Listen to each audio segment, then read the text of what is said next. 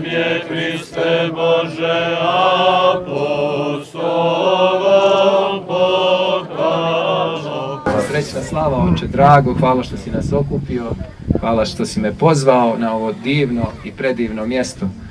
Vi ovdje gotovo da vam ne treba ovaj hram, imate ovu kupolu nebesku iznad vas, a hercegovačka zemlja nije baš tako štedra, pa onda valja nam samo gledati u nebo, valjda smo zato i ovakvi kakvi smo, i pjesnici, ali i sveci, i padamo i ustajemo, ali Bog će da nas nađe kad bude opet došao i kad dođe naš čas, onakve kakve On želi, istinite i iskrene i prave ljude Božije. Hristos Vaskrse! Vladika me inspirisao sada rekavši da je ova kupola nama nebeski hram.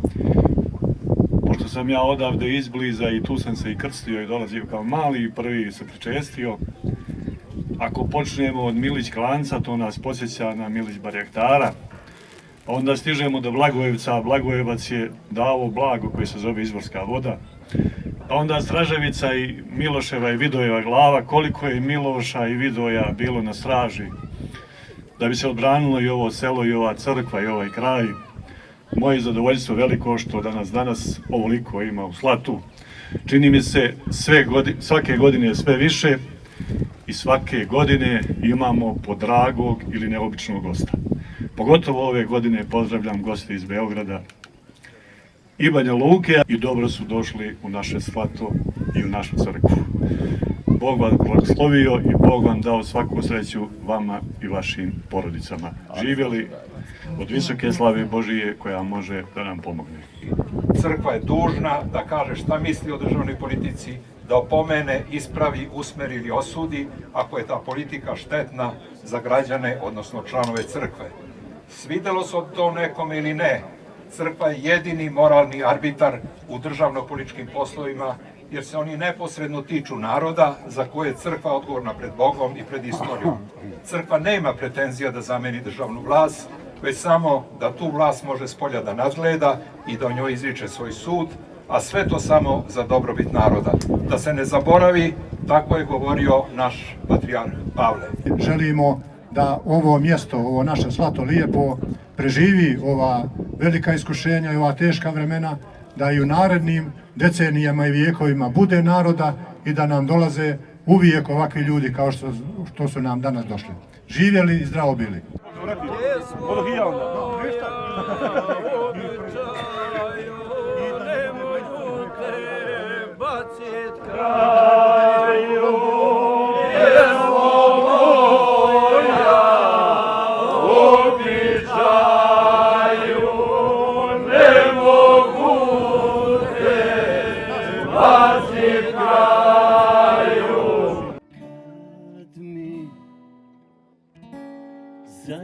Zamiriše Slato.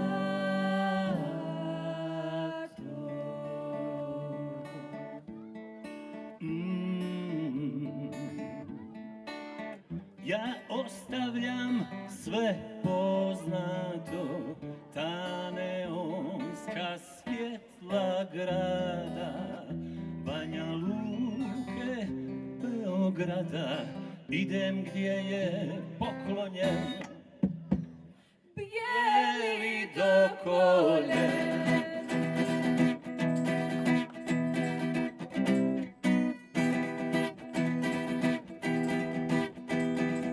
A na brijegu bijela stala, ko iz bajke crkva mala, Konstantinova iz drevnog vremena.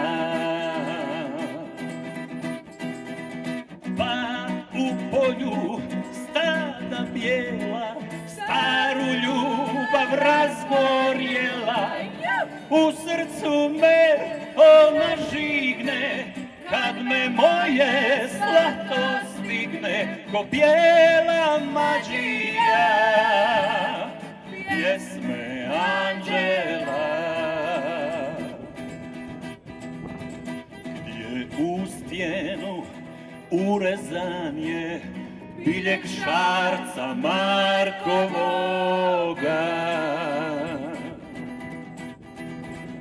Dole kuća, izba stara, plodna njiva starog moga.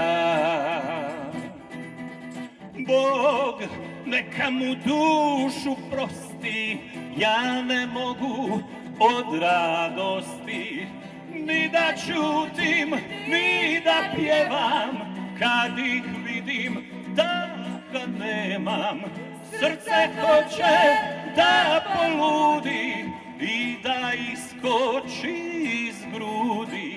Zlato, zlato, zlato, zlato, jedino od Boga dato. Mala tajna, ali sveta.